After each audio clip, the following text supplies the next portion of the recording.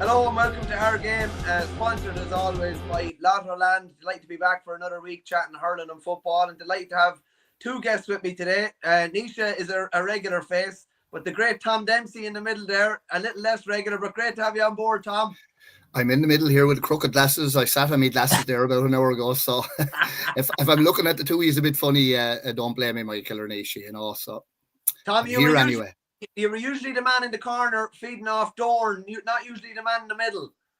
Well, funny enough, most of my club hurling was centre forward. Would you believe? So the dreaded corner forward. If you conceded 4 goals in the other end, you'd be lifted corner forward very quickly. So I was always glad to get out to where I prefer to be with the alley, Michael. But anyway, I don't think it happens as much as it used to. Boys, we get straight into it. Big breaking news story broken by Sean Moore in the Irish Times. I'll start with you, Nisha. Shane O'Donnell out for the year. Obviously, it had been quiet and there hadn't been much talk about him. We're probably just expecting him back maybe in the next month or 6 weeks or something like that. Shoulder surgery. They must have exhausted every avenue by the looks of things and tried to avoid the surgery. But Brian Lohan told Sean Moore that they couldn't avoid the surgery and it was the right thing to do. Nisha, first things first, like what a blow. What a blow to their chances of winning the All-Ireland again. Yeah, massive one. Like it'd be like, if it'd be like having Wexford without Lee Chin, it'd be like Kilkenny losing Owen Cody. Like and just hurling in general, kind of like Tom was saying before we came on there. One of these lads, the proper real superstar of the game that you want to be playing. I was actually looking forward to seeing kind of over the next couple of weeks what Clare were going to do with him. Were they going to try and rush him back for the league if they wanted to stay up in 1A, or would they bother or hold him back for championship? And then now he won't even get to play in that. And we're kind of the chap, like, he's been tortured with injuries between concussions and other things, and then now this as well. He's going to miss another season. Like, that's a shame. It's just a shame for him himself personally. I know, like, it'd probably be like being told that you're missing out an entire season when you're probably looking forward to becoming, defending on Ireland champions, and what a savage year he had last year and all. Obviously, it's a shame. Like, it's just a horrible news story really for hurling. I think anyway. Yeah, just on that, Tom, it's a big blow to the game. Like, he's one of the big marquee figures that we all look forward to seeing realistically. It is, Mike, and for me, it's a huge, it really is one of the biggest elements you could take out of this year's championship for me. If you were to take one player out, you look at different counties with different players, but for me, he was special. And dare I say it, he was very, very close, or maybe even nosing Tony Kelly is Clare's most important player over the last year, because I even remember the All-Ireland final. Somebody said to me the other day, God, he hadn't his best game. But at a point, I guarantee if you look at that game, at a point when Cork went probably 6 or 7 up, it was actually him, and he wasn't on all cylinders. He seemed to have a little bit of an injury that day. It was him that single-handedly kind of pulled them back for that 10 minutes when things looked like they were going. For me, he's a special player. Do you know what? At times you kind of look and say, is there any weakness in the man? He carries himself well. He's a role model. He's everything you could see in a hurler. And I think no matter what county you are, I don't think I've ever seen him pull a dirty stroke. He just has it every way. And the championship is all the poorer. And I know that we're all competitors and all that, but he's such a loss to it and such a gentleman. My only worry now, Nisha and Michael, is he has been intimating over the last year or two that maybe this will be his last year. He missed a year. I just hope this is not the end of the seeing of one of the greatest players of our time, I believe. Yeah, hopefully it's a case where he doesn't want to go out on a sour. Like, he could have went out on the highest of high notes. Yeah. This would obviously be a very, very sour note to go out on. So hopefully he'll want to be back in the field in 2026. I'd imagine so. And maybe he should feck off traveling now for 6 months or something like that, or just get out and get whatever he needs there. Or maybe he should. I don't think he'd be able to go into space after having shoulder surgery or anything like that. But just a quick one, lads. I was just chatting with one of the boys from home there before I came on, and it's a genuine question. The record has been phenomenal in the round robin, but I throw it to you first, Nisha. Does this really affect Clare's chance of even getting out of Munster? It definitely makes it harder. Because, like, what Tom was saying there about the All-Ireland final, if you think back and look back, people saying maybe like, oh, he didn't have his best game, but like, when they're in trouble, he's one of the lads that can put his hand up and win the ball from a puck out and wins a free or lays off a score. And he did that a couple of times in the All-Ireland final, where won a free when they were under pressure, or maybe won a ball, took a couple of steps, gave off a hand pass, and it's over the bar, somebody else. So like when you remove that, see, it's the thing. It's like, you know, himself mixing with Tony Kelly, I always thought was class, because like they're obviously both savage hurlers and really fast and all that kind of stuff, and great forwards, but very different in the way that Tony mightn't be the best ball winner or target for a puck out, but Shane O'Donnell was, even though he's not the tallest man in the world, doesn't matter. He's brilliant, really, really good in the air. The club, you saw that in the club scene as well there this year. So it definitely hampers them. But they have a strong panel when everyone is fit, like, but definitely would hamper them. You'd be saying, I'd say, you know, Waterford kind of tip maybe even as well could be kind of thinking like, look, this is a step closer to us getting out of Munster here now. This gives us a better chance. Because again, look, everyone's a competitor. Nobody wants to see him out. Same as when Peter Casey broke his leg. Nobody wants to see it happening. But, you know, you kind of, as the competitive team playing against them, you're kind of going, just we have a good chance. So, yeah, definitely hampers them, I would think, yeah. What do you reckon, Tom? Well, I was just saying, for me, Nishan, I'd agree with you. I thought just my summation of Clare, and I was so delighted to see them win in All-Ireland. I felt over the last 4 years they were the one team that went toe-to-toe with Limerick. You know, they really gave us some memorable games. It just looked like they'd missed the boat coming into last year, and all of a sudden everything fell in their place. I mean, I watched the Kilkenny game, Clare, last year. They could effectively have been 14 points down at half-time. And if you look at the game, that's the case against Kilkenny. But things just fell into place for them last year very nicely. This year, things, to a certain extent, could be said falling out of place. There's a couple of things, like their form in the league has been poor, and I would go to the point now of saying it's worrying, because they've had a number of their players back against Wexford last year. The other thing is, his loss now is coming at the very same time in a mini Tipperary revival. You know, I wouldn't be a bit surprised to see Tipperary go to a league final this year, and they seem to be just coming up a little bit. I'll have to let the we'll have to wait about Waterford to see where they're going to come. But certainly, I think it puts Clare in serious jeopardy this year for qualifying even out of Munster. I really do. I think it's that serious at the moment in Clare, particularly with the news I've heard today. Yeah, I still think they get out, because they essentially went through Munster last year without Kelly for the vast majority of it, and we're still able to get out. And at least I think it's something similar to the Quaid injury. At least you know now he's gone. It's not midway through the championship, and you can kind of plan for it. Which is more pressure on Peter Duggan getting back, more pressure on the ball winners getting back. Yeah. O'Donnell is brilliant, lads, in that sense. He has all the silk and all the skill, but he's that pig to work as well. And when, like, he's literally a load of things melded into one. Like, if you're putting together, like, not the perfect hurler, but not far off. But like Tom, you know, you were, I say, a brilliant finisher. Were you? I'm only thinking on memory. Were you a really good ball winner as well, or did you? I actually had it all round, Michael. You know. How did you not know that? How did you not know that? I was a reasonable ball winner. It usually depended on who was standing behind me, Michael, to be honest with you. If you were down in Wexford here now and the great fellas, there's somebody like the Sack Welsh standing behind you, or maybe Martin Hanamy, or it wasn't as easy to win. But no, God, you wouldn't even put yourself in the same bracket as the likes. The funny thing, Michael, you just can't compare the modern player with the player of our era, because I often thought if we ran into one of them, they wouldn't even have anything left to put in a body bag, because, you know, they're just in such a different kind of, what would you say, condition, everything. But no, when I'm talking about Shane O'Donnell, I'm not talking about somebody of my likes. I'm talking about somebody he's up there with the very, very best. You know, he's close enough for me. If you're picking the best team of the last 50 years, I would be probably finding a place for Shane O'Donnell in it. Now, I'm not being derogatory to any of the others. There's some fantastic hurlers. You know, you've Fitzgerald, you've Tony Kelly, you have John Conlon. Like, they have serious players. The problem is when you get to those margins where Cork will pay Clare and there'll be a point in it. You have to remember that last year, Clare could have went out based on that 70, the brilliant bit of umpiring on the 70, to give the proper decision. The man looked very confident in giving it. But had that got the wrong way, possibly Clare wouldn't have qualified at all. So the marginal decisions, you take a guy that has more than marginal effect on a team. I think that's going to be a serious problem. Now, I know Cork have a few injuries down there as well, and you know, different teams will have different injuries as we go along. But this is the biggest news, I think, in affecting the hurling championship that I've heard this year. And the thing is with Shane O'Donnell as well, it's the goal threat. Like, there are great forwards, but they aren't a goal threat. where, you know, you get like, you know, lads will get 4 points from play, but they won't sniff the goal. Like, whereas Shane O'Donnell, every time he gets it, it's I'm going to the goal, and I'm either getting fouled on the way in or someone else is going to score. You know, he'll create a goal, lay off on it. It's just like every time he gets it, there's always this buzz because you know he's going for the goal. So like that's a huge loss. Like, you know, you're probably taking away, you know, at least 2 goal chances a game. You know, so that'll be another thing to kind of quantify. Like, he kind of is an all-rounder, ball winner, finisher, creator. Yeah.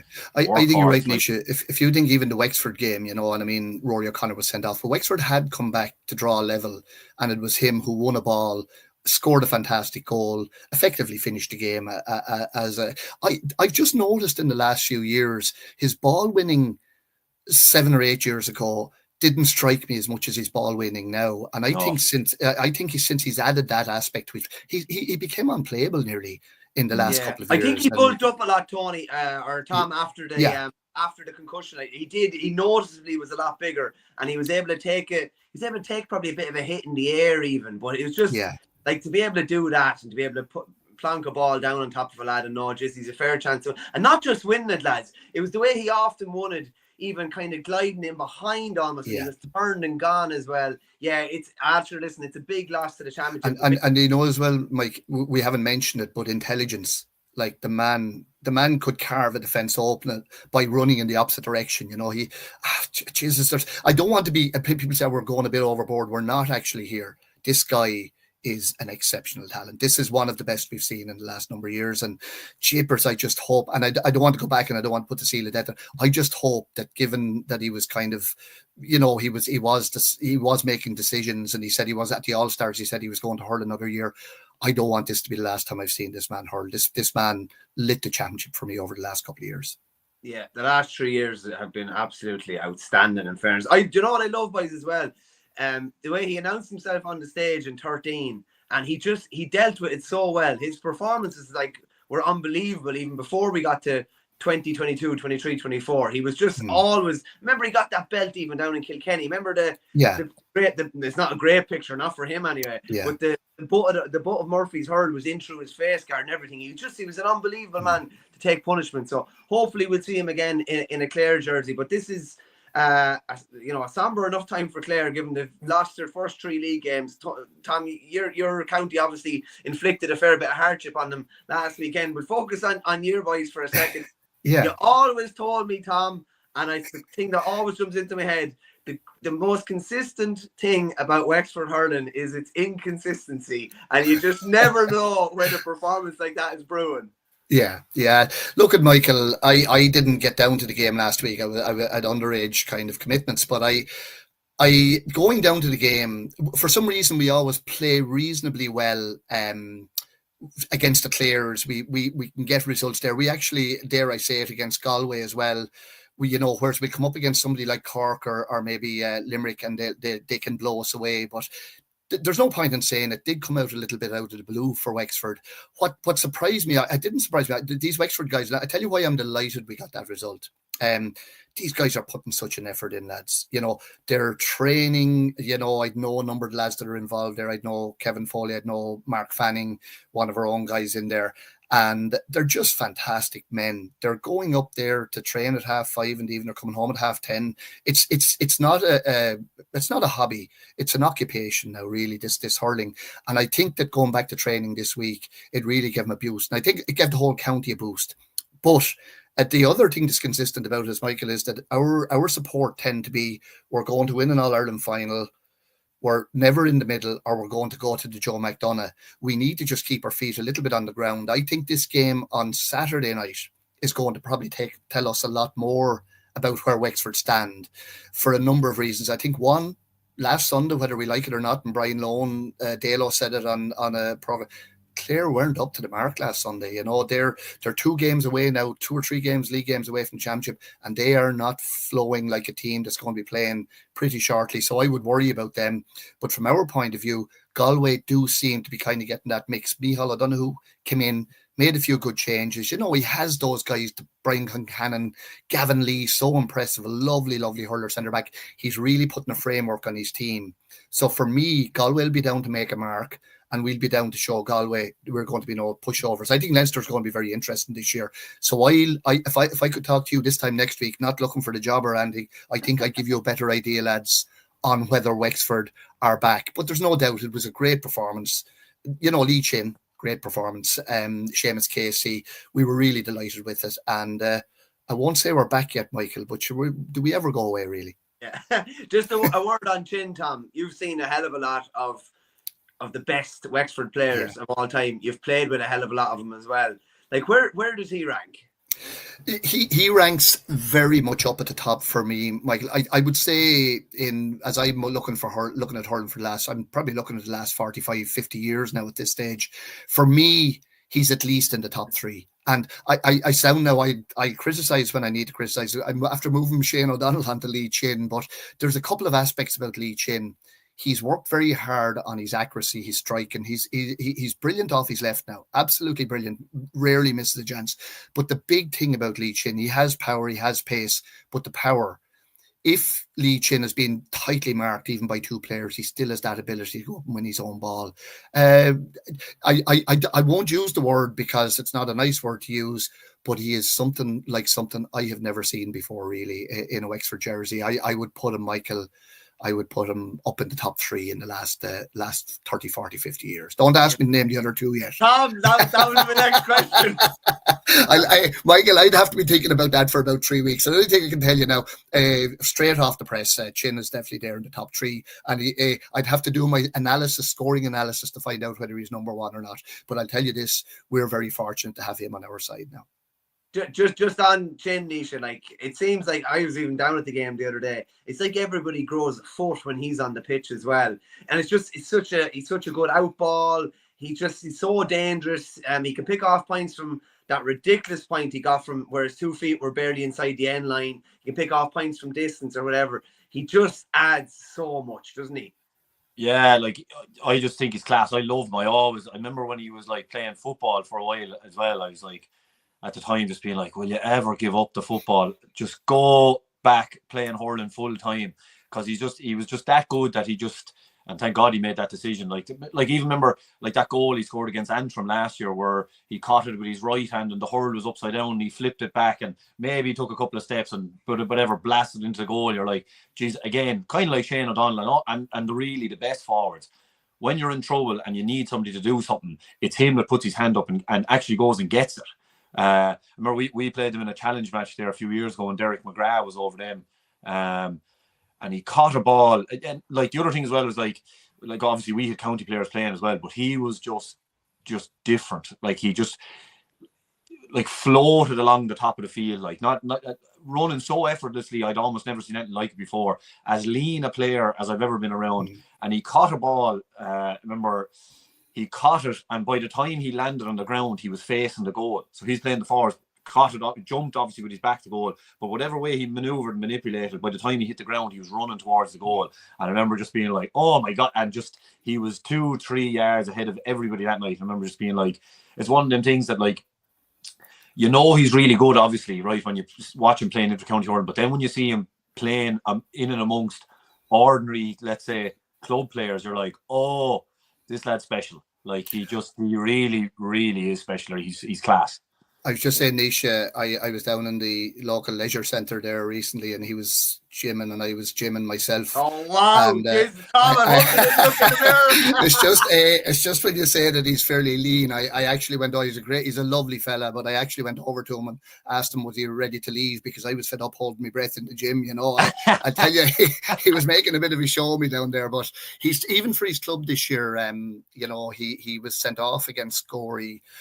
Very, very harsh sending off, and possibly the Martins were well worthy champions, but I think the Harriers would have been pretty well second to them. But you know, he was such a loss to them as well, you know. And even my own young fella Jerry, he plays for Glenbarntown, plays centre back, but he had the job of marking him and did okay, you know, in a game this year. But it's such an intimidating prospect. Like, what do you say to a young fella that's going out to mark Leach in a club match? Like, you know, if he's on his game, which he very much normally is, he's almost impossible to stop.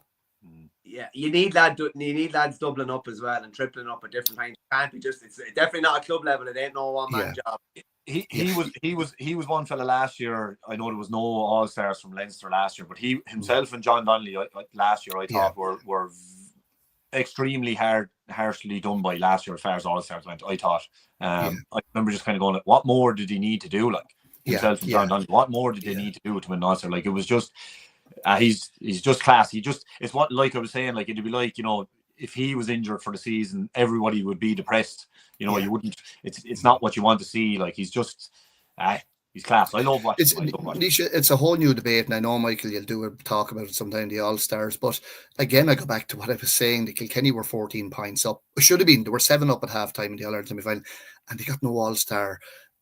They're always going to be a source of particularly being a Leinster man. Like, you know, I would have felt that Kilkenny were close enough there last year in particular, and Lee, you know, but that's for another day. We're talking about league and championship now this year, but I don't know. I think that there should be some kind of a marking system brought in, really, you know. Well, I'm on the All-Star thing. Last year was my first year on the All-Star committee, so you can blame me if you want. I tell you what, if Chin had, I'd be straight with you. If Chin had delivered a solid or a big performance in the All-Ireland quarter-final, I'd say he would have gotten an All-Star. He was snuffed out well by Conor Cleary in the quarter-final, and Donnelly was probably snuffed out in the All-Ireland semi-final as well. So that probably cost, I would say, the two of them. I think Tom might have froze there for a minute, Nisha. So it might be just me and you here. But the funny thing with that is, like, right, it's like, I know, like, right, semi-final, final are huge deals, all that, but like, so Kilkenny lost to Clare in the league final by whatever, they missed a penalty and they lost, right? And then they lose in the semi-final, probably actually kind of, if they're looking back on it, they probably threw it away. But then they get no All-Star. Clare end up winning the All-Ireland and get a heap of All-Stars, obviously, right? But then for Kilkenny not to get a single one, I remember just kind of going, geez, not even one, like, fair enough, like, because like, if you flipped it on its head where John Donnelly, let's say, had a quiet Leinster final, but then was brilliant in the semi-final, would have you gotten an All-Star? Okay, Nisha. Okay. Who would you put John Donnelly in instead of in the All-Star team? Well, see, I'd have to look. I actually don't even remember now off the top of my head. I just remember at the time going, geez, I can't believe he didn't get an All-Star. I'd have to see the team again to kind of go, I'd take out that lad or I'd take out this lad. Like that's all I'm saying. I just remember thinking, like, God, I thought that John Donnelly would get one, basically, is what I'm saying. Yeah. But I thought that Chin would get one as well. I think Nisha as well, though, like, you know, we always say, who would you put him in? And there's justifiable merits for everyone to get All-Stars. There's no doubt about it. But really, really, Michael, at the end of the day, there's nobody purporting that Leinster hurling at the moment is at the level that Munster hurling is at. But the truth of the matter is, you can't just disregard a province, half of Ireland, you know, with the hurling that's going on, and say nobody from that part of the world, which includes a Kilkenny, a Galway, a Wexford, Antrim, you know, it does, you know, it doesn't make sense. I don't think it makes sense anyway. I just think that, you know, that Kilkenny in particular have shown over the years they're never far off, and for them to get an All-Star last year was quite amazing, really, you know. Come back to me, Tom. Come back to me after the show and tell me who should have been in and who should have been out. So is that fair enough? I will, Michael. And I would just to say David Blanchfield as well last year. Like, for me, he was one of the outstanding. Like, I don't know who's down and watching him in Nolan Park against Wexford or watching the games that he's playing, but I was, and I tell you, he was a colossus. Like, this man's a serious player. Like, you know, and you know, who's to say if he was hurling in Munster, he wouldn't be doing as much. Well, he would be doing as much work and damage, I'd say. You know, look, as you say, he wouldn't have to mark anyone. He wouldn't have to mark anyone or tackle anyone if he was playing in Munster. That's right. Yeah, I tell you what, and that's not just today or yesterday, Nisha. Munster hurling is always a little bit looser. There's no doubt about it. Enjoyable. No, I have to give it full marks that it's really been fantastic. To be honest with you, I know that it's hard to get rid of the Munster Championship, but I think that we're going to have to look at some point of an open championship, because it really is lopsided with this. Do you think that's? I think Tom might be gone again there, Nisha. But is that a fair? The provinces still mean a lot, particularly like a Munster Championship is still huge. But is it fair overall for it to be an open championship? So I was talking actually to Oisin Langan about this one time for KCLR or whatever it's called now, the radio in Kilkenny and Carlow, and he was saying that he would like to see it like the Camogie Championships, that it is just open like or whatever. And then I remember I heard Jamie Wall talking about it on Second Captains one time, where he was saying that we probably need to go to about 14 teams in the All Ireland for the Lee McCarthy, let's say. And then what you do is you keep the Munster and Leinster Championship, but dot them in and around like an FA Cup almost in the soccer. So it's still there. You can still win Munster, but it's straight knockout. Or you can still win Leinster, but it's straight knockout. And then you combine the league and the Liam McCarthy. So it'd be like the Kilkenny Championship, basically. It's like a group championship. And that's the Liam McCarthy. But then you still have, because you'll still get then the Munster Council, the Leinster Council, still get their gates, they'll still get their matches. And then it's still straight knockout. So there is that excitement. And it'll always have the prestige. Like, you know, it always will. Munster and the Leinster Championship, they always will have the prestige. But I would prefer, like Tom was saying, I actually, and like Jamie said that time, I remember that one, I remember thinking like that one probably makes the most sense, that you just combine league and championship, especially the way now, because we have the condensed season, just have it that it starts maybe, you know, mid-February and goes on until July, let's say, and then that the knockout Munster and the knockout provincial championships are kind of dotted around, and it's just straight knockout. It would just be 3 extra matches per, if you win it, let's say. So I remember thinking that is actually a deadly system. I think, Nisha, you're right. The irony of all this is, you know, that Munster saying how strong they are and Leinster have it handy and whatever.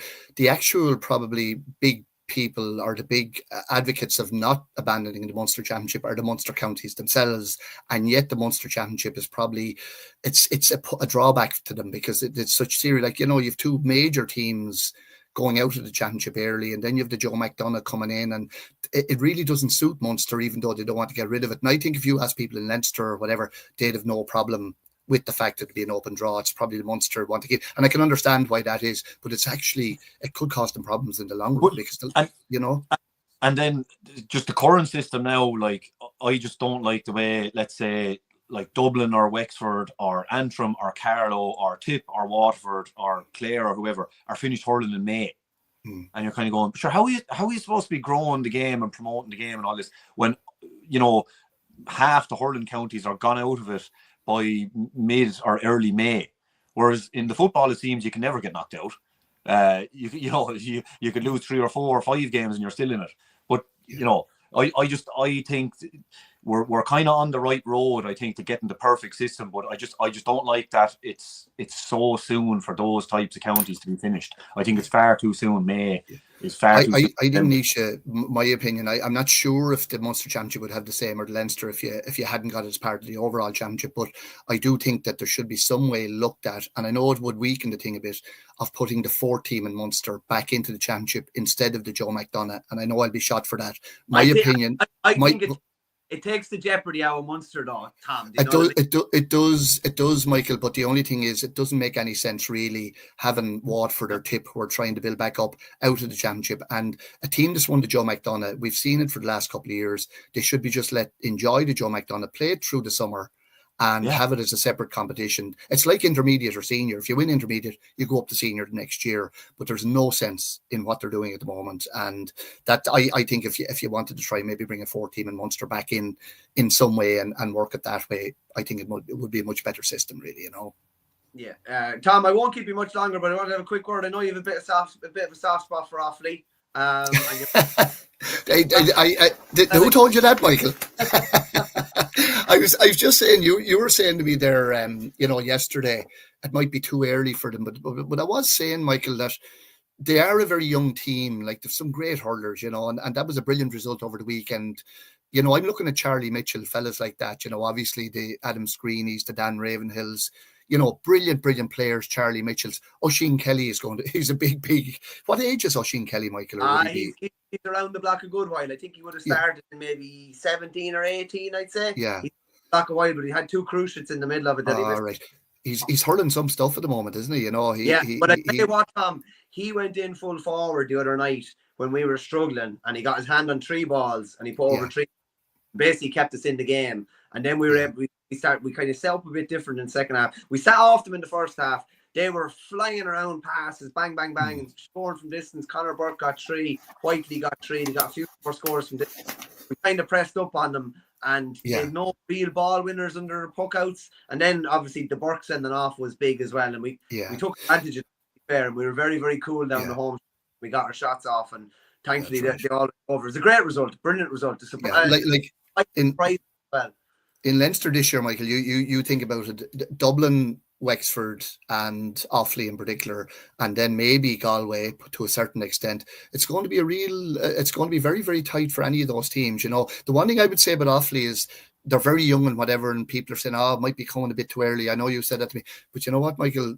I think you have to take your chance. This is a good chance for Offaly and Leinster this year if they get their act together. I think they've the beatings of Antrim, obviously. They have a chance against Dublin and Wexford. And to be honest with you, you know, saying, well, we'll do it in towards, that can be a dangerous route to follow. I think you just have to go and see, can you do it now? And they have the players to do it. And it'll be very, very interesting now, you know, very interesting this year. Well, there's a lovely dot of young fellas coming through. Ravenhead is still under 20. Screeney's still under 20. Dan Burke is under 21, should we say? A couple more there. Carl King is still young. Sam Burke is still young. But then you have Ben Keneally, who hasn't played yet. You have Oisin Kelly, who hasn't played yet. Owen Cattle hasn't played. Brian Dignan's have turned into a different player completely. Absolutely, he's playing great stuff. Kieran Burke a full back. I'd be the same as you, Tom. The more you think about it, if you earn your right to play up there, it's your time. It's your time. If you can swim, you swim, and if you can't, you can't, and you'll go back down and you'll try and earn your way back up. But I'd agree with you boys. Munster is going to be tasty this year, but geez, they could throw a blanket over 4 or 5 of them in Leinster, and it's going to be fascinating as well. It's going to be really interesting. Going to be no gimmies whatsoever for any team in Leinster. That's right. That's why I'm so interested. I'm sorry, Nisha, I'm so interested in seeing what Galway bring to the table on Saturday night. I really am interested because I think both themselves and Tipperary, possibly maybe Cork to a lesser extent, need to maybe get a league or something under their belts. So I think that's going to be interesting on Saturday night. Do you want to jump in, Nisha? Yeah, no, I was going to say, and then like even adding on like a Brecken Kavanagh to that list of players as well. But like if they can, let's say if they go along, because all the most of the team from last year's under 20 All Ireland winning team is under 20 again this year. So if they can ride that kind of a wave again this year, and then that support follows through with the senior teams, the actual supporters follow through with the senior team as well. Like God knows, like because when you're that young, you're going along with it, and you're on a high, and you're buzzing, and you're just hurling because it's class. And if the weather is nice, you know, like they can make the ball sing, like them lads. Like I thought as well, physically they wouldn't be ready this year, but like looking at them so far in the league, like Dan Ravenhill especially, like is massive for a fella that's going to be under 20 again this year. But like once they fill out, like, and once they get the experience along with like what they're doing, like at the minute, like, you know, like they look so unfazed. They don't look out of place in any way, shape or form. And geez, lads, if you let them hurl like we saw against Antrim, you let them hurl, like they will hurl the ears of any team in the country. Yeah. And you know, in fairness to Offaly, Michael, what an achievement! Like, I mean, the likelihood now is you're going to go into Division 1A, the top division in hurling. A couple of years ago, you were 2 tiers down. Like that's been massive. Even with that, I still think that Dublin will have the upper hand. Dublin are a team that I fancy. I thought even the other night, Michael, a couple of things went wrong. They had the man sent off. You know, they seem to be just in control of the game, and then they were the better team. They were the better team overall the other night, Tom. To be fair, but that's what we all have to worry about Offaly as well. They're the best team I've ever met, or best county to really work on momentum or Offaly. If they get sniff of it with 10 minutes to go, that you haven't put them away, then you're in big trouble, kind of as such, you know. And Jesus, I don't know, Nisha, will we be better or worse if that crowd are back in the better. We do need them. We need them. Wexford, Offaly and Dublin strong again, and then bring up Laois and bring up Carlow as well with them, and just that's what we need, is a good strong Leinster. And I've argued this a few times that I think there's too few teams in Leinster. If we want them to develop, we need to bring I think the Leinster Council, because it won't affect the All-Ireland series, I don't think in any way, shape or form, but bring up the like a Laois, bring up Carlow, and then let there be a scrap at the bottom, a scrap in the middle and a scrap at the top. And then, you know, you'll pick off a win here and there, like, you know, like a Carlow draw with Kilkenny, and then, you know, Antrim able to draw with Wexford as well, and then to beat Carlow. But if they could get 2 or 3 wins a year and all beating each other, then that'll help them develop. And the more championship exposure that they have, That's what will make them get better. Not this bouncing up and down from the Joe McDonagh to Lee McCarthy and Joe McDonagh. And like that's what happens with the like of Laois and Westmeath, where you do 5 years of that and it's enough. You're kind of going, hey, look, I'm giving up my life here to get, and I've won. You know, like let's say Kildare, for example. Like some of them lads probably have 3 Christie rings. Like, and you're going, come on, you know. Yeah. Let's give them a boost up that they kind of deserve at this point. But anyway. Yeah. Tom, last one to you. Is there anything you'd like to get off your chest before we go? I need another not at all, Michael. I was only saying that you and me, we were talking about the Sunday game there yesterday, and you know, I love Neil McManus and Joe Canning and Dalo. I think they're brilliant on the thing, but I think a little mix as well. You would miss the likes of Gerlach Nan, and like you'd be talking till Wednesday with what Jared say, or Donegal Grady or Cyril Farrell. You know, I just think I remember probably, I suppose I do need to get it off my chest, Mike, but I would say that there was a kind of a thing about 4 or 5 years ago, and it wasn't really from a man from the hurling heartlands of Ireland brought up that some of the older people maybe don't have a great grasp of the modern game, and they're out of touch with it. It's a bit like a fella took me aside one day, and I'd love to see the likes of Jared there, but a fella said, I must explain the sweeper system to you, Tom. Like for me, somebody come and tell me it's like Trigger's brush. It's not that complicated, you know. There's handles and brushes in it. Like, I mean, I laugh to myself, but I just think that maybe we're overanalyzing things, and the odd kind of a little bit of a personal belief. The one thing I don't like is people giving out about players, but certainly I think, you know, that we could be a little bit more, throw a little bit of a Gerlach now. And I'd say Connor Sketches is getting worried. The only one he has is Dalo left there now at the moment. But I just think some of the older guys, I suppose you can't say that anymore. It's ageist to say we're out of touch. Is that right? So, although I'm not old enough for anyone to be ageist about me now, but I just think I'd love to see a bit of a mix. I think we're gone a little bit flat, Michael. That's the truth of it now. Well, if you're analysing a game, you don't want 3 people there analysing it the same way. Like, and like I agree. Yeah. Boys, I love Cyril Farrell, and I would ring Cyril to find if I had a question about anything, and he'd give me something. He'd go off something completely different. Yeah. Because sometimes he can be like, and I'd say you'd relate to this, Tom. It's like sometimes he can be thinking about all these far-fangled ideas that we see in modern games, and if I rang Cyril, he'd say, no, we're going to strip this back completely, and it's going to be the basic foundations of what we need to get right to get a successful team or whatever it is. And you need that, and you need lads disagree. Michael, do you know what I think? I do genuinely. I'm not. This is, as I said, that the guys are very good, but Cyril Farrell, Donegal Grady, Gerlach Nan, they'll work on their gut feeling.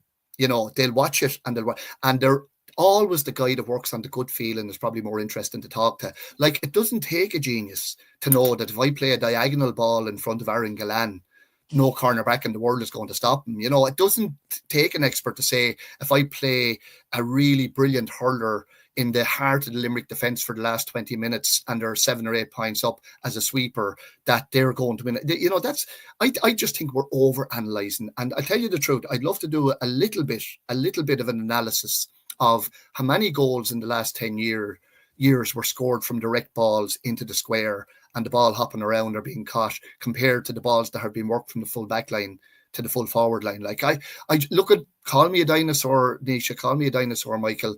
I think there's a mix, and we need to get that mix back a little bit, you know, to make it more interesting to the guys. And sure, you know what?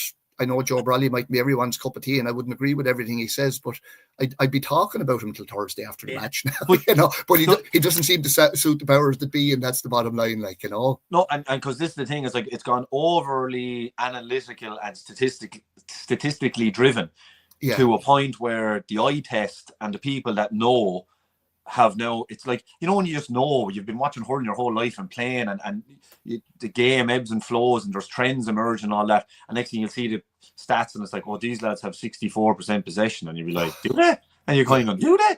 And it's just, I wouldn't have thought that, but like that's why Brawley was so good, because he was calling as a player, speaking about what it was, and you know, if you listen to him ever talking about it now on the podcast that he has with Dion Fanning, he'd be saying, like, as well, like, they were trying to drive the stats onto him and he just was having none of it, and then basically he was just shoved out. That's like. right. But, and Nisha, that's pushed everyone inside the dots. there's nobody thinking outside, you know, and really the public want to be entertained. And can I just say as well, Michael, as I know you want to move on, but I just want to congratulate. You can have the floor as long as you want. No, but I was just saying that, you know, that to be honest with you, you could give out about this all night, as the fella says, you know, but like my time is gone, and I really enjoyed my time in the radio and great friends out of it and whatever. But also, you know, it's sometimes over the years, the only thing that disappoints me a little bit, and I've heard this from a few different people, maybe just when they decide that they're going to get rid of somebody, this is getting something off my chest, give them a ring to tell them we're not using you next year or whatever, you know, don't leave you work it out yourself, Michael. And that's from personal experience. It's not that really, you know, it's not going to affect me in my life and my job or whatever, but you certainly, I think there is a courtesy there to do that as well, kind of with the people. There seems to be a falling out nearly with everyone. That's like, I loved Eddie Brennan on it as well. I just thought Eddie was trying to think outside that. Very, very interesting. I love Ursula on it. And the other thing is to congratulate Ursula. What a brilliant Laker Gale show. She was just, that family are amazing, really, Michael, you know, but it was great stuff. But I'm jumping from one to the other, but let's simplify life. Let's simplify hurling a little bit more again, and let's get back maybe to the enjoyment. And the last thing, I suppose, Michael, November, county teams are training, whether they're supposed to be or not. Do county teams need 5 months preparation and training? I mean, I just wonder how many young lads, and you said there a second ago, Nisha, teams that are not winning, are they going to continually go back 5 or 6 months to train? Let's work the club back in during the season, that we'll see a Teddy McCarthy 4 weeks before an All-Ireland final, and he'll be brought into the panel. We now are kind of led to believe that if you're not in an inter-county panel for 2 years conditioning, that you're not. I really feel the fun is going out both on the screen, and I'd worry for the players as well. I really would. Yeah. So, and on that as well, like I always thought, like, right, even as yourself as a person, you're trying whatever, you're going through college and all this kind of stuff. When someone is 25 and they're lighting up the club championship, and they won't bring him in, and then 26, 27, they're still going. They could be one of the best club for it, and he's a great club player, but sure it's too late to bring him in now. So how is it? Sure, his best hurling is probably between 25 and 32. Like that's when you should. I could not agree with that statement any more than I could. It's crazy. It happens crazy here all the time. And it drives me nuts. And we're in a scenario. Then if you're in the development squad when you're 14, you'll get a trial with the Wexford senior team when you're 21 or whatever. Yeah. I just think I think we need to get the club back into it. There's also a disparity coming, lads, between club and intercounty. I know players for Glenbarnown here cost them 400, 500, 600 quid a month to come up and down to training, which they would, you know, they're not looking for anything. But, you know, you went back there, Nisha, you know, you're buying houses, you've other expenses coming in. I just worry that we'll squeeze the club fella out. Just let's get back a little bit. Like there is an awful lot of power with the inter-county manager.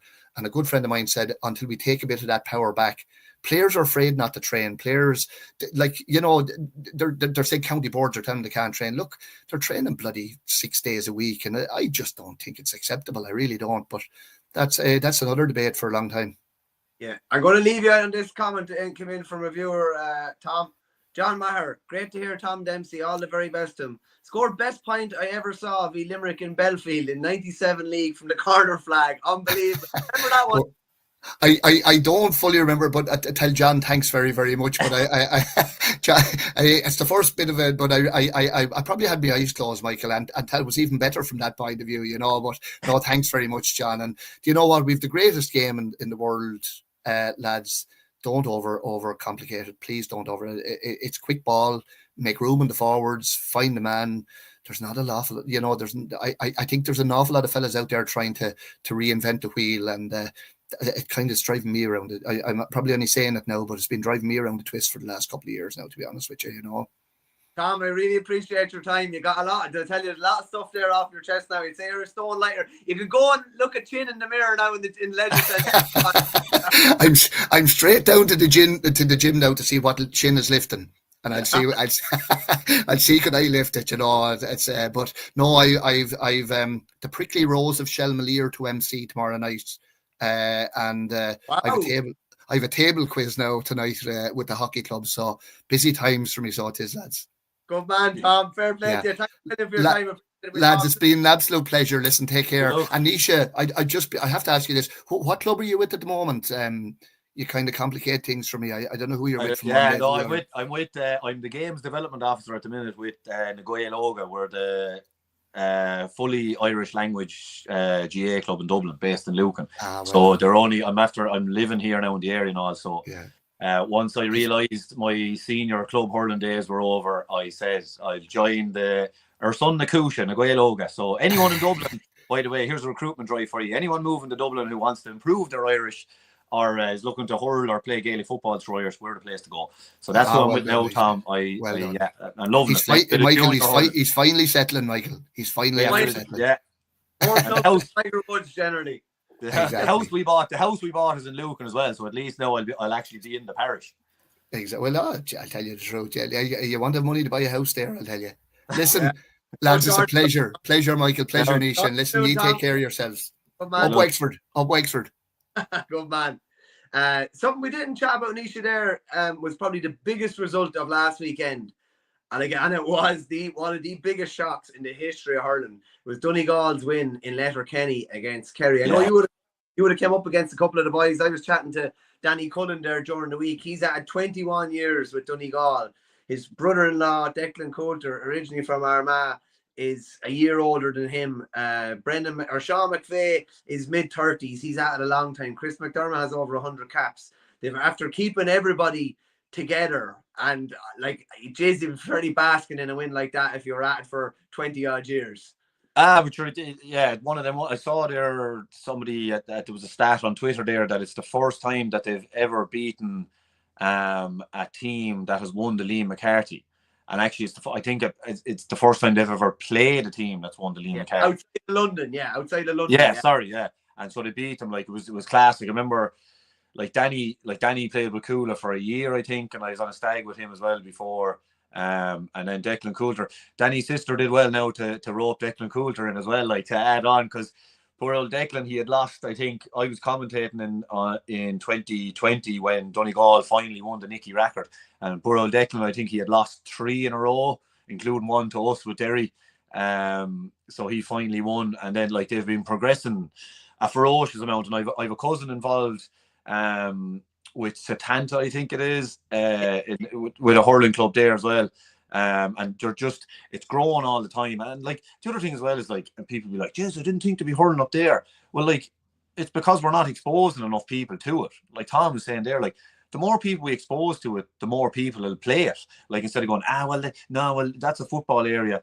They wouldn't play it. It's too hard for them to play. This kind of stuff. It's like, well, if they never play it, obviously it'll be too hard for them to play. But the more exposure the teams get, and you see it in Down as well, it's spreading around in Down a good bit. It's not just the Arts Peninsula anymore, like, you know. So that's what they need, and like what a win. And again, for somebody like Danny Cullen, who was like, and is as skillful and as good a hurler as you will get, I'm telling you, and like he just serious hurler. Like you'd be delighted for lads like that. I remember, like when they were kind of on the way up, we played them in a league game in Donegal, and I was the captain for Derry, and we lost. And it was a Sunday, and I was still teaching at the time, and I had to drive home. I was living in Greystones at the time, and I had to drive home down to Greystones, just seriously contemplating life. It was a long drive home and going, my God, that was awful. But like they made huge progress, and fair play to them. I hope they keep going, because again, it's one of them things that the more kind of hurling counties developing and pushing on and getting bigger and better, the better it is for the game. But like that's a huge, just actually it's a bit of a big blow for Derry in their league campaign as well.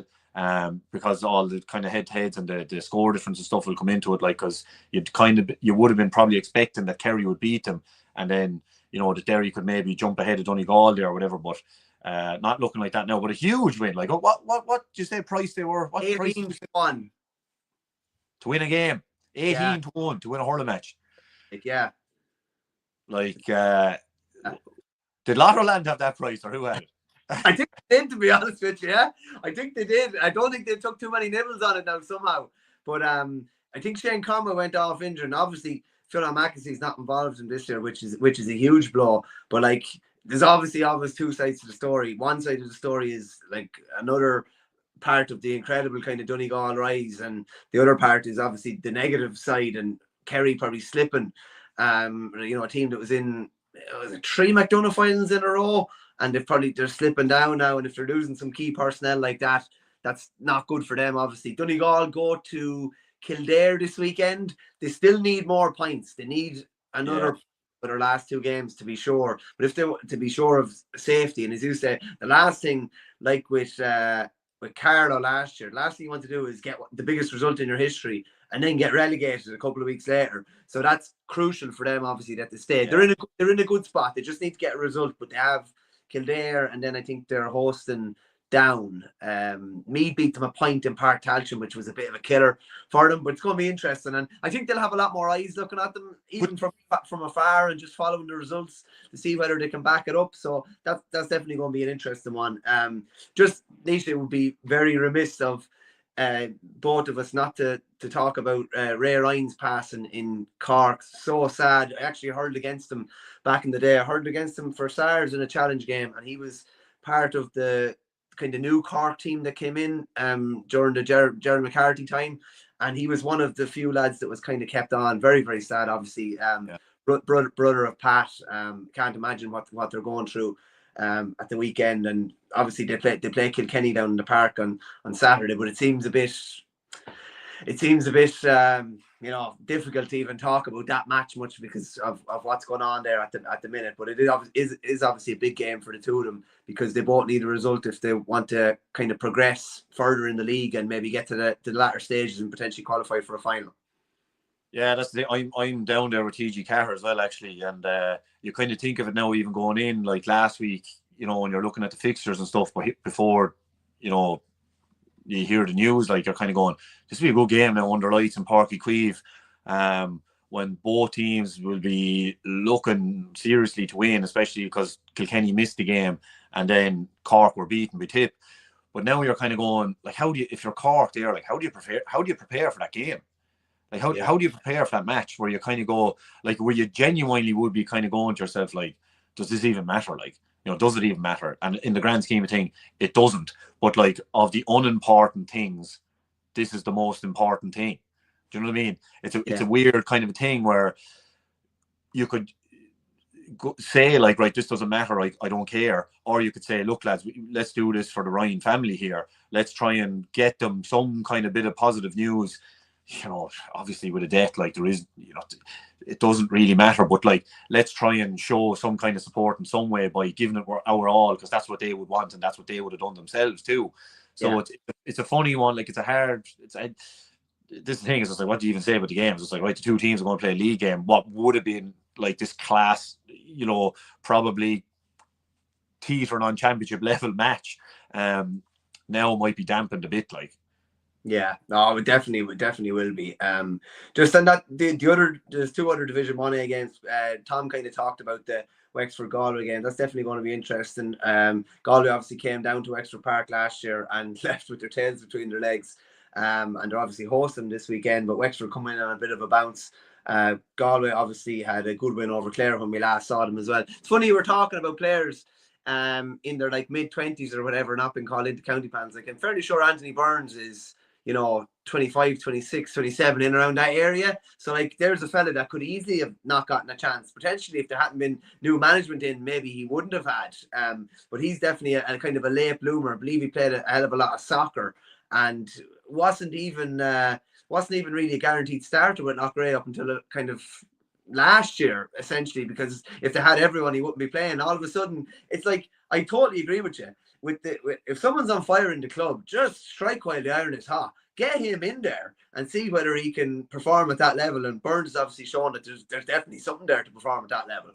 Yeah, definitely. And like, the thing is, it could be something as simple as you just needed to mature, either physically or mentally.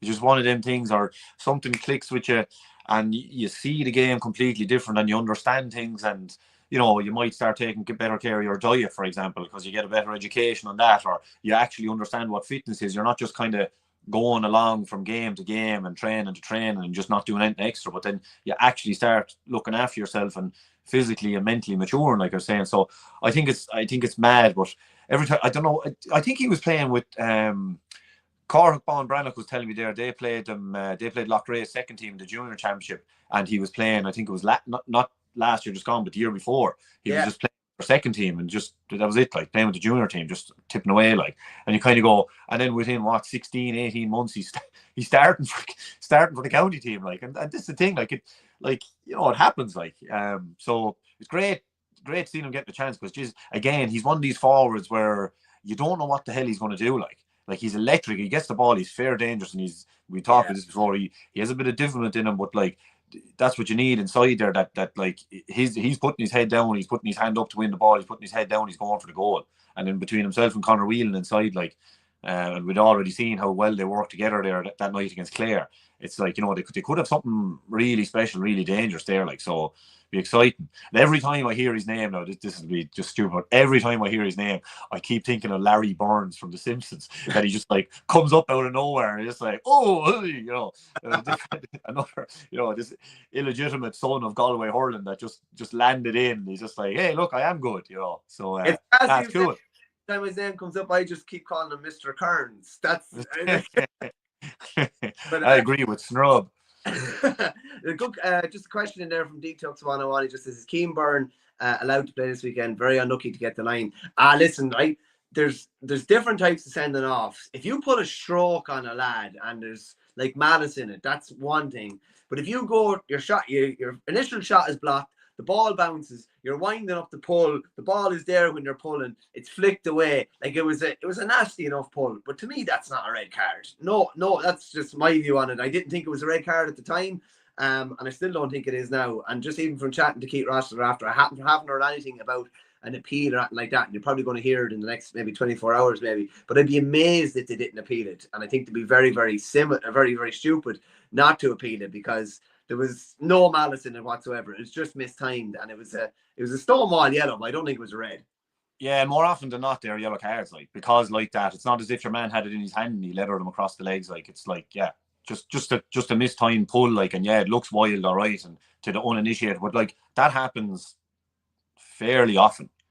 It's just that he was letting fly, trying to hit the slitter, like, but then mistimes it obviously, and it looks an awful lot worse probably than it actually is. Like, it's and then when you get caught with them yourself, you're kind of going, oh, jeez, because, technically you're striking with the hurl, but you were trying to hit the ball. So, yeah, harsh. But just a comment in there from ML89 just says, 2 Galway players have scored 2-3 in the last 2 games, Declan McLaughlin and Anthony Burns. Not a minute of minor hurling between them for a county 5 All-Irelands. Yeah, another comment in there just saying that Burns was he an under 20 in 2020? Like, so he's 25 now. Like, it's mad. It's great. Listen, I love seeing lads coming through that are maybe off the beaten track a bit, because we have this fixation with, we were chatting to Richie Connor, the Offaly football captain in 82. I was chatting to him a few months back, and he just said, like, it's almost like, he said Seamus Darby was called in on the back of scoring an unbelievable goal in a club game. He was called in maybe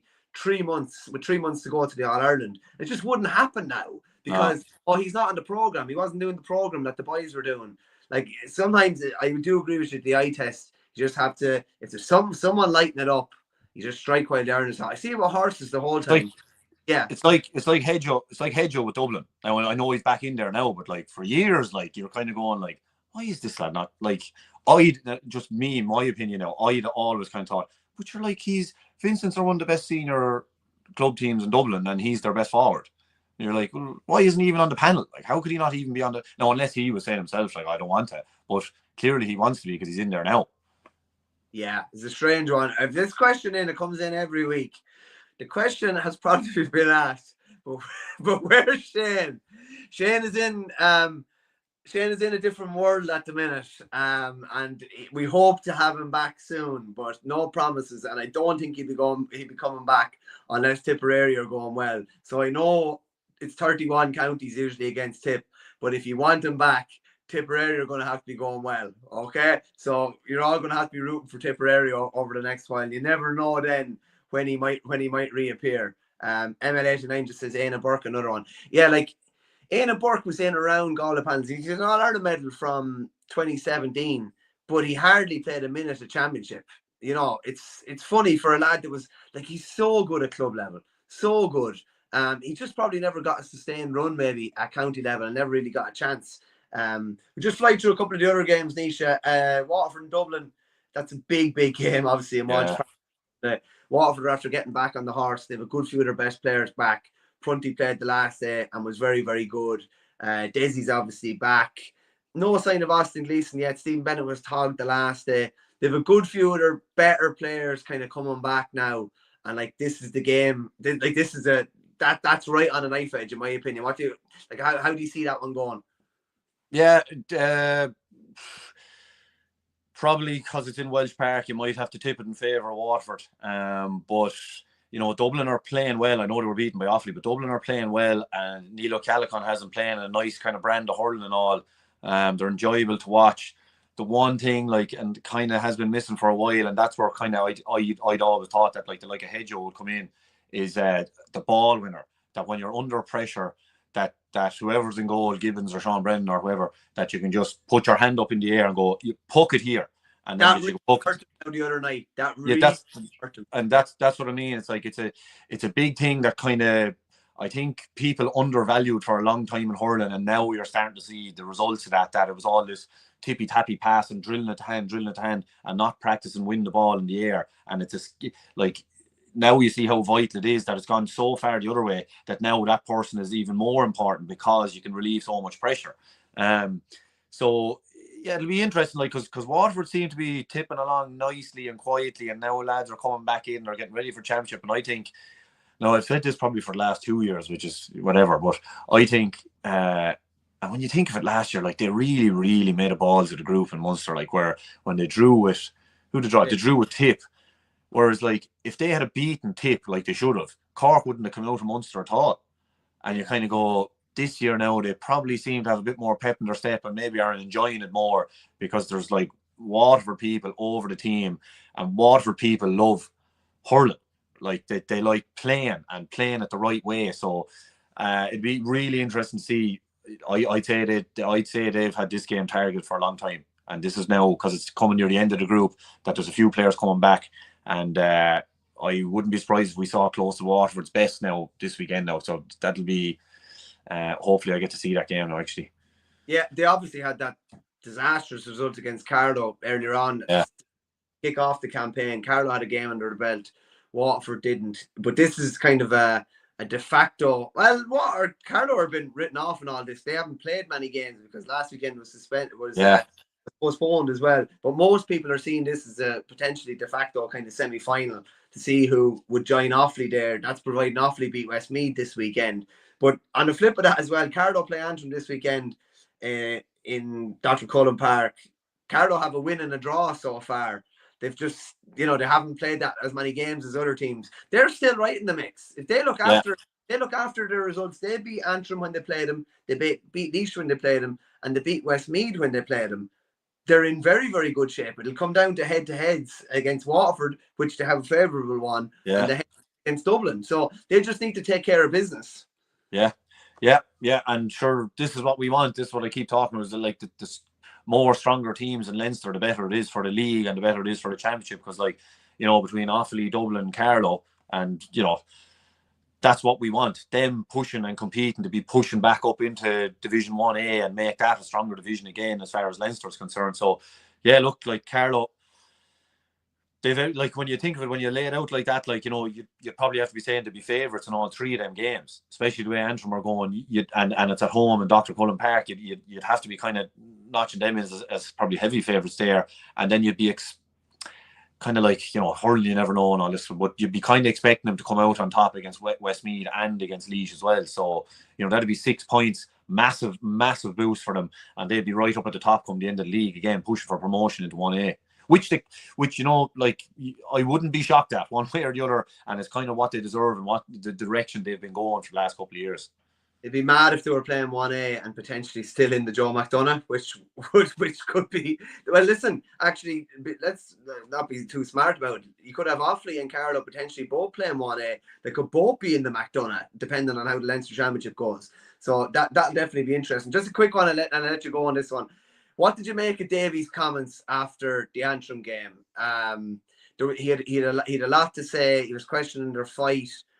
He was questioning, he was basically saying the way that they're training is not the way they're playing, and that points to a psychological issue. He also said that Waterford had a point to prove because I left them, and they wanted to kind of prove that to me or whatever. Like, try and digest all that. Well, first of all, there are more things going on in the hurling world outside of Davy Fitz, believe it or not, right, that he should have been informed of. Yes, Waterford, definitely a load of them players probably would have wanted to prove a point, and I guarantee you Peter Queally and them, the management team, wanted to prove a point as well, because just knowing people in Waterford and speaking to people in Waterford, like, they weren't happy with the way last year went at all, right? But the other thing, the comments making them kind of comments about Antrim, like, it's just not true.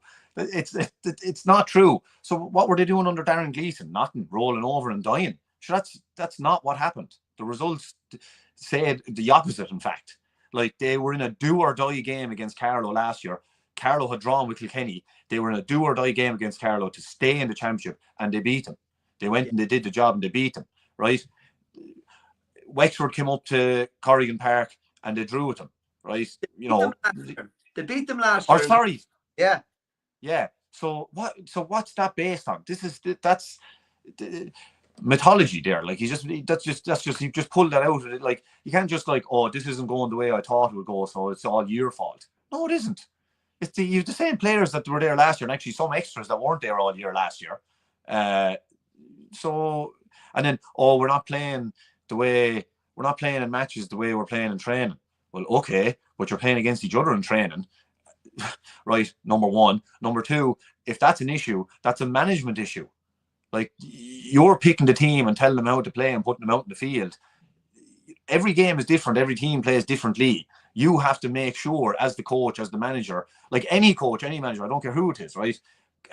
Not just, and this isn't just a big attack on Davy here now. Like, any management team, you put your players together to play from week to week, in the way you want them to play, number one, but then also how to adjust to the other teams, right? And that's not happening.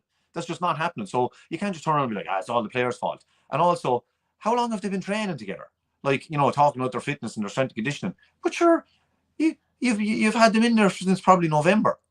What have they been doing? What have you been doing? Like, you can't just like, you sound like a Dumb Believers rant here now or something, but like, you can't be at that. Like, it's madness. And I'm telling you as well, like that, there's no quicker, like, lads will start walking. Like, it just be like, because club is like an Antrim, and I've said this before, club is king, right? It's the same as Derry is the very same as well. Club is king. And like, hey, look, I couldn't be bothered with this now. Look, if some fella's going to come in and eat the head off me, like, good luck. I have better things to be doing. I can go to America for the summer and come back and play club championship. Good luck. So it's and I knew as well, I was interviewed on BBC Ulster, the Irish language one, and I remember at the time they were asking me, like, oh, what do you think of this? What do you think of that? And again, because Keane and Oran are in Antrim, and you kind of hear the stuff as well. It's like, this is going to go one way or the other. It'll go well for 2 years and then it'll fall apart, or it'll start out terribly, and that's how it's gone. It looks a bit like Waterford, his first year in Waterford, second time around. That's what it looks like at the minute, anyway. Yeah. And again, Antrim, very similar to Waterford, very similar to Wexford. They like exciting brands of hurling, right? They don't want this overthinking. It's not chess. Like, it just is not chess. The ball moves too fast for it to be chess, and it doesn't work. This does not work in hurling. Stuff in Munster last year. If you look at the Cork game in Munster last year, I think they hit, was it 225, something like that. They played completely differently than they had played up until that point in Davy's reign, and they were a joy to watch.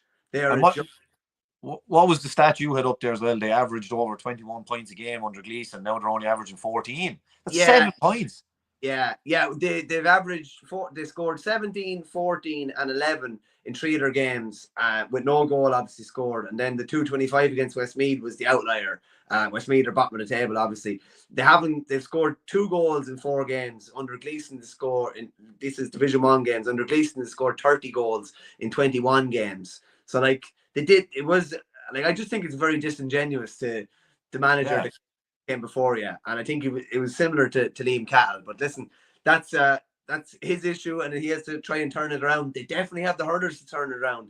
The last 4 or 5 years has 100% shown that, so it's going to be interesting to see. Lots of deadly games over the weekend, Nisha. Thanks a million for joining us, and we'll chat to you again. Right, sound. Good luck. And always remember, get out and hurl. Yeah, good man.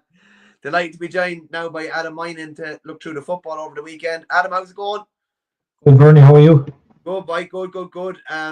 What's the kind of main kind of game or angle you're looking at this weekend? Lots of interesting games, points up for grabs. Do some teams want to get to a final? Do some teams not want to get to a final? Any particular angles you're looking at? Yeah, that becomes a big question now, I think. We've been saying about Donegal since day one. They started like a house on fire, but they are out in the Ulster Championship the week after the league final. They won their first 3 games. They lost their second game. I don't think they went out to lose the game. They're not going to go out and lose the game, but they might decide in the next couple of weeks that maybe staying up in Division 1 is enough and give ourselves a chance to compete against Derry in the first round of Ulster. Division 1. I'm up in Ballyshannon on Sunday. Like, would you be expecting shadow boxing? Like, they have themselves in a lovely position. If they want to kick on and get to a final, they can, but they're also know they're safe. Maybe they've front-loaded and tried to win as many games. Maybe that was something to do with the shenanigans of the first weekend where they didn't play against Kerry. I don't know. But what would you be expecting there? Like, Derry need points too, though. Derry are in trouble. Like, Derry look like they're really in trouble. Like, they've got 1 point after 4 games. I mean, that's obviously relegation form. Yeah, I don't like McGuinness is cute. Like, I don't think he's going to be going like this is like a preview of the first round of Ulster. Like, I don't think he's going to treat it like that at all. I think we will see them kind of pull on the brakes a bit. But to be honest, like, they could pull on the brakes a bit and still beat Derry the way Derry are going. Like, I know Derry are fighting for their lives, but like, you wouldn't be talking about pulling half the team, but like, you can just give a couple of fellas a rest here and there, and he's not going to strengthen or weaken his team too much. I'd still think Donegal will be too strong for that. Like, the problem is if you get to 8 points, I mean, they can nearly get in the final by accident if they're not careful. Like, you know what I mean? But yeah, no, I think Donegal probably win that. Galway are lifting, as we know. They're top of the league. They're making the most of the 2-pointers. Tyrone are in big trouble after leaving that game slip against Kerry the other day. The first week we were on, Tyrone were brilliant in their opening game, but since then they've really struggled. The positive is that they've got the Ergal Kieran boys back now. Derek Hannivan came on Sunday and looked really, really sharp. He was like a live wire. He was by far their best forward on the pitch, even though he was only on the pitch for maybe 45 minutes or something like that. So yeah, Tyrone need to pick up a result. Mayo against Kerry. Yeah, Kerry are, look, the mood's a lot lighter down here this week after that result. Definitely. Like last week, I was looking up permutations for getting relegated and how many points would Kerry need to stay up. But hopefully now, like with 3 games to go, they'll pick up 2 more and they'll be okay. I don't think there's any mad emphasis on trying to get to a final for Kerry this year. I think if they win against Mayo, which would be a tough game. Look, Mayo have got 3 points in their last 2 games, but again, Kerry are in that bracket where they'll be happy enough to just stay up. To be honest, I don't know who actually is really going to go and try and get to a final. Like, teams might get there really sort of inadvertently. Like, Galway are looking very strong at the moment. Dublin could get there as well. That game against Armagh.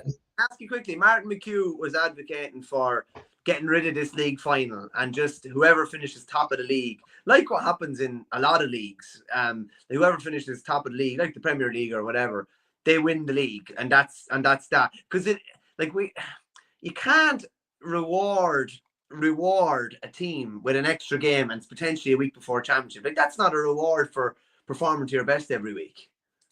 Yeah, well, I think that's the problem. The problem is that the schedule is so cramped that they have to schedule championship for the week after the league final. If there was a break of a couple of weeks, sure, every team would be happy out to win the league, then it wouldn't be a problem. So it's more of a structural or a calendar issue really than I think the problem with the league. Like, to be fair, some of the league finals in recent times have been quite, obviously Derry Dublin last year was an unbelievable game. Like, that's a spectacle, and Derry were going all out to win that game, and it can be very good and it can be very important for a team to set them up for the rest of the year. But yeah, I think it's more of a scheduling thing. If you can give it some breathing space, then it's fine. But like, that's not how it is at the moment. So maybe he has something in that maybe, look, at the bottom line, if you're in a situation where teams don't even want to qualify for it, then what's the point, Yeah. Talk to me about Clifford.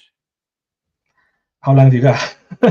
No, it's no, look, the sun is shining down here this week. Like people are a lot lighter, you know. It feels good to see him back smiling and enjoying it more than anything, like really. Because look, let's be honest, last year was difficult for him. He got 3 goals all last year for Kerry, and he got 3 goals on Sunday. Like, so he's already after equaling his tally for last year. It's early in the year. Look, there's a long way to go. There's no one getting carried away, but it's just nice to see him back. Obviously, he's helping Kerry win matches, which is great from a supporter point of view. But just to see him back and enjoying his football, and it's now, I don't know how much of it was an exact result of the new rules, but we are seeing a lot of forwards enjoying themselves in the last few weeks. And yeah, look, hopefully he can carry on, because the hat-trick got the last day was just, it was him at his very best, like the standard of finishing there. And he could have had 4, he could have maybe had 5, like he had 2 other goal chances that didn't go in. So yeah, it's massively encouraging. And look, I mean, like, I think whatever about supporters, it gives his teammates an awful lift. You can see it, like you can see the confidence kind of levels go up a little bit, that you're like, okay, even if we're kind of down here, he can pull something out for us. And then you can see when he scores, everyone's so happy for him. Look, he's an integral part of the team. Everyone knows that. The team's built around him. But yeah, look, it's the atmosphere is a lot better down here now that he's back and he's banging in the goals. I love seeing him celebrate. I love seeing him, give it the big one, even for a couple of seconds. Like, I think we're far too fixated with, hands up and we're getting our shape ready. Go and enjoy the thing for a few seconds, allow an old bit of emotion, and then reset. You know what I mean? 100%. I 100% agree with you. I was actually, funny enough, it's funny you say that. I'm actually researching an article at the moment about players celebrating goals in football and hurling, but predominantly football.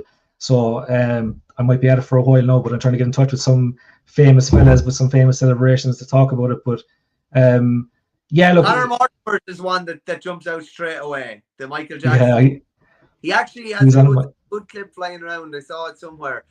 Him talking about that, and he said somebody has the T-shirt. One of his Mayo teammates. He's never seen it since, but somebody has it. Yeah, he's suspicious about. I think if Patter Gardner was the name that came to my head anyway. Was it? Yeah, and I read, actually, I think it was in his book as well, which I actually haven't read, but I saw a passage from it online when I was researching this.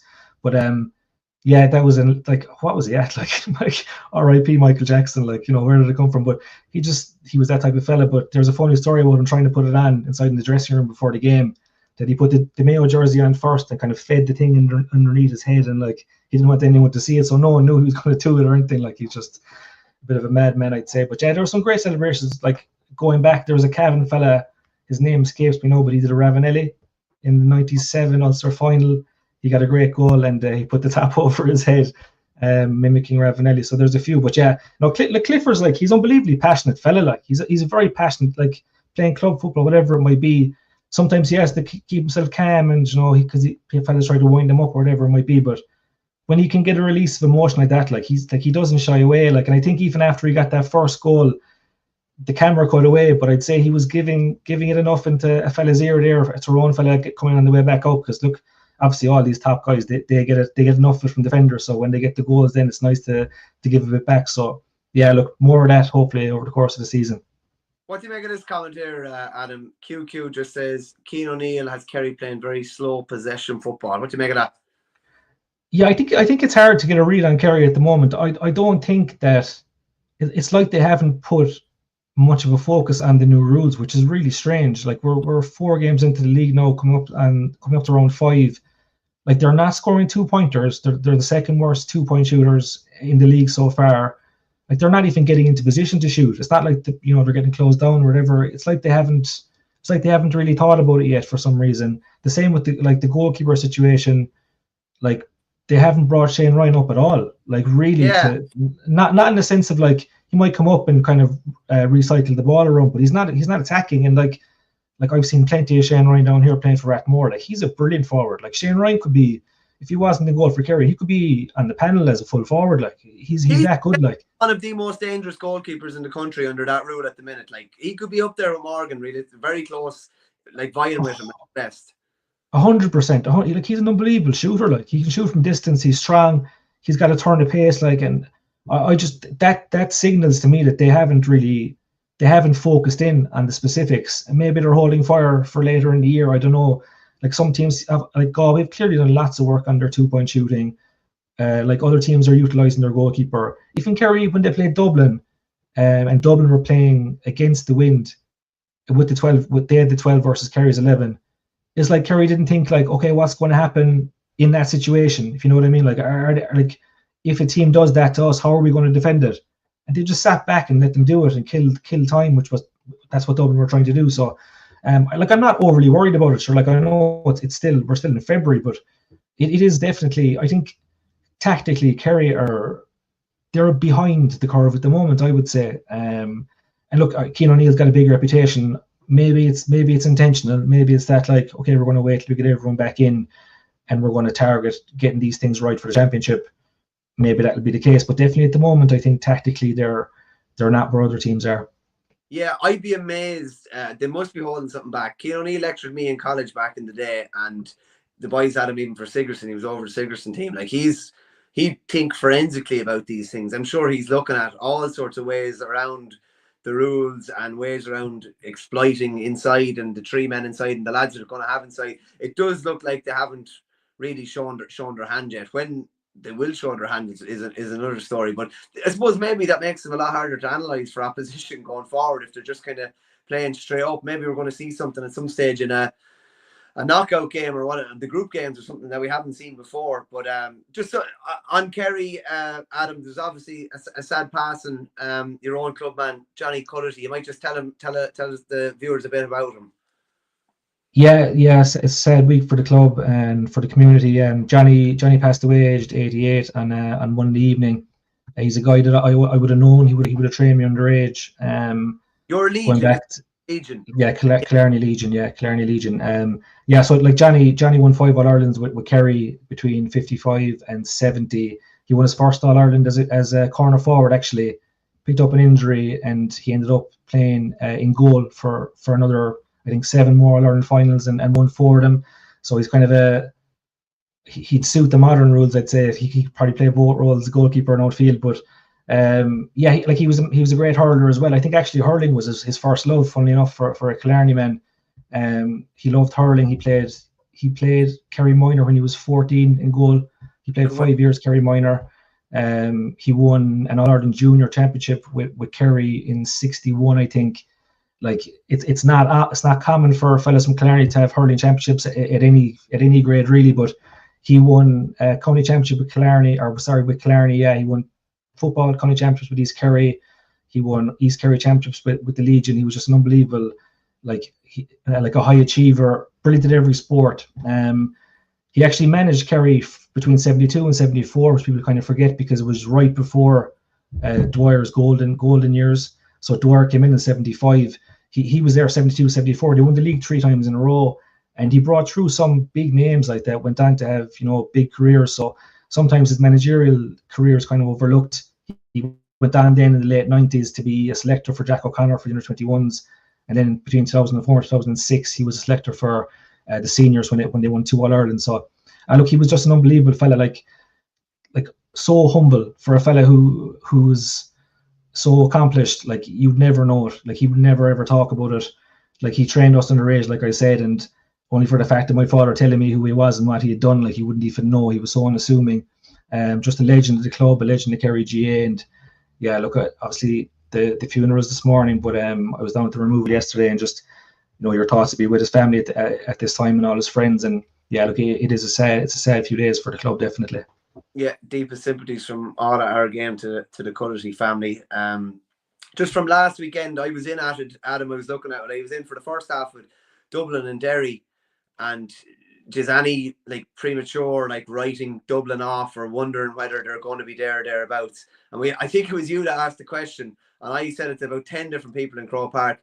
When are teams going to start marking Sean Bugler? When are they going to start? He's just herring around the field by himself, seemingly always in space, kicking points. I know he picked up a bit of a knock at the end of the game, but he's probably been the player of the league so far. He's been outstanding. He's taken on the mantle. He looks like he's going to be a leader of this, what looks like he's going to be the next Dublin team. Yeah, was it 6 or 7 points he got? Something like that? Yeah. Yeah, no, he's a quality player. He's getting better every year as well. It is very worrying for Dublin's opponents. Con came back in the last day and kicked a couple of nice scores, like, you know, to have him in the mix as well. And having Con inside will probably even free Bugler up even more, because Con takes so much attention away from everyone else. But yeah, no, I'd be a big fan of Bugler. I think he's like he caused Kerry a lot of problems when he was down here in Tralee that time. And like I said, going from strength to strength, like it is like Dublin are never gone away, I know, but like to get, what was it, 320 the other day, and it looked like it was kind of at their leisure, like, you know what I mean? So definitely, like I said, they're in third now in Division 1. They're only a point behind Donegal. Like they could easily get to a league final this year, you know, and they could push on in for championship. So yeah, they're looking a bit menacing, all right. They play Armagh, up to the athletic grounds on Saturday. It's kind of the two managers reuniting, obviously famously played for Nafina, who I think they were beating an All-Ireland club final together, Kieran McGeeney and Dessie. That'll be an interesting one. Mayo and Kerry. Just quickly, what's your best, worst Mayo Kerry memory?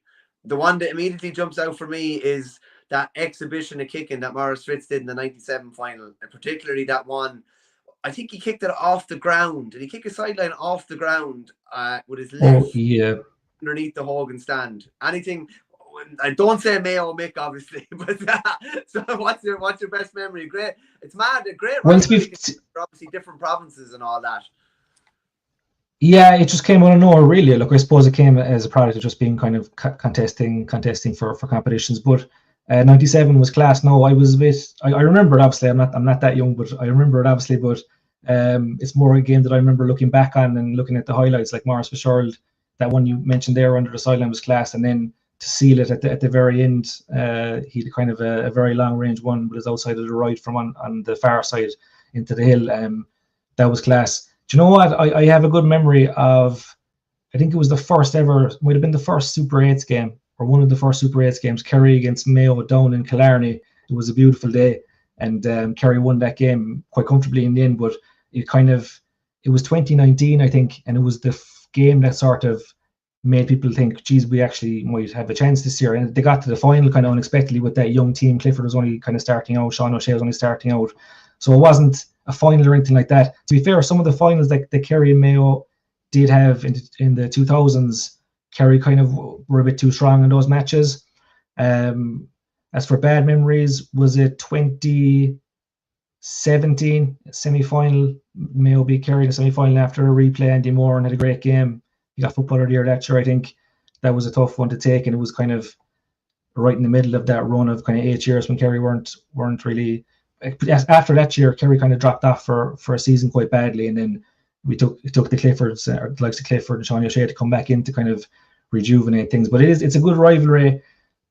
Both have passionate sets of fans, you know. But like, it's all generally good natured. That Mayo Mick one was like a brilliant memory, but that was an unbelievable match though. Like, just like, forget about that incident. It was like, that's probably just up there one of the best games I've ever seen. Like, it was unbelievable, and Kerry were lucky to come out the right side of it, but could just easily have been Mayo. So yeah, it's a really good rivalry, and yeah, I'm not sure what kind of match it'll be on Saturday, but yeah, definitely. I think both sets of fans like coming across each other, if you know what I mean. Do you know where I was for the 2014 semi-final down in Limerick? I was up in Crow Park at the American football that caused the game to be moved in the first place. Myself and one of the boys from home, we pulled into the Spa Hotel on the way home, and we watched. And my abiding memory, well, there's two memories. One is Keith Higgins and James O'Donoghue going toe to toe, an attacker in full flow and a defender in full flow. And am I right in saying that both Killian O'Connor and Aidan O'Shea both finished the game on the sideline, maybe through concussion or injury? Possibly, yeah.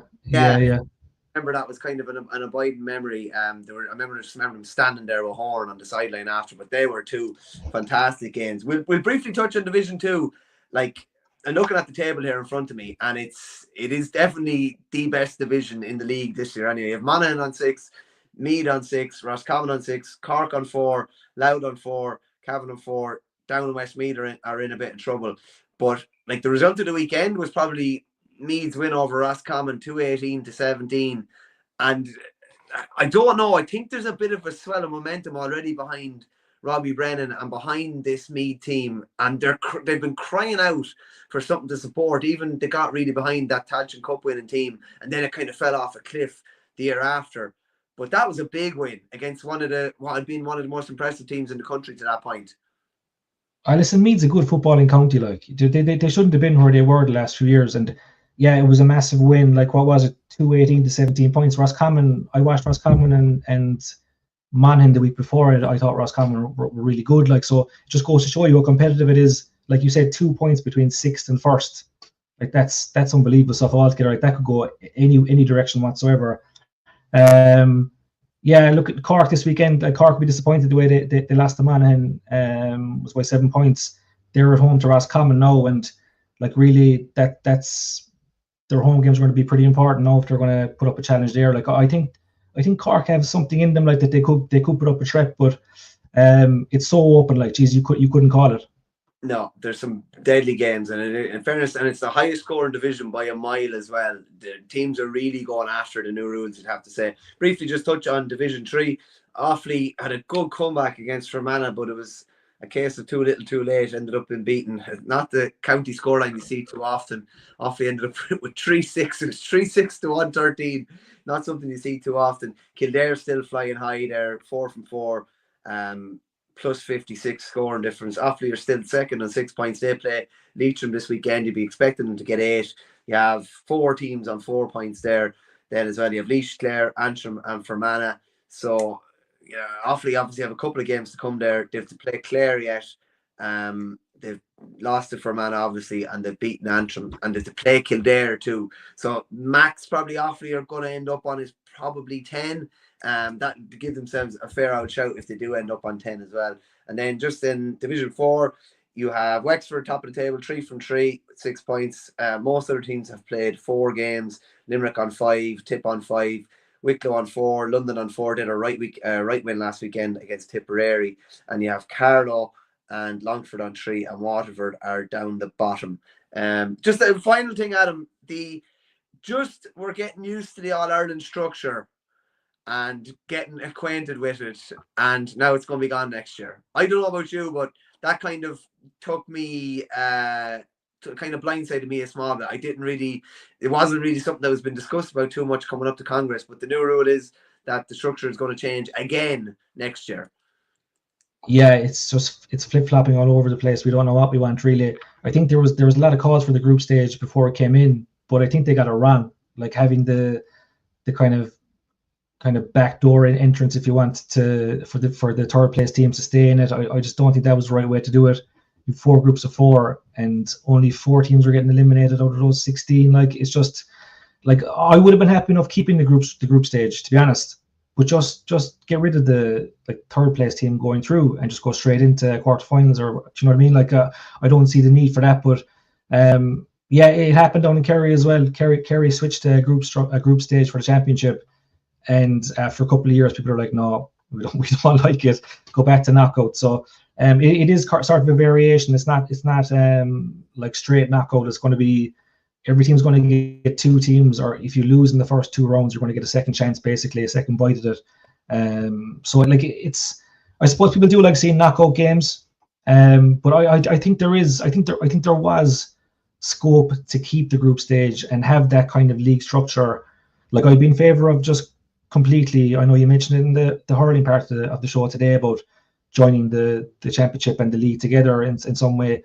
Like I don't think the way they're doing it at the moment is really meaningful at all. It's sort of like the provincials are still placed as more important really than the league, which I think the league's a great competition. If you could just go straight from the league and the championship, I think that's the best way to do it.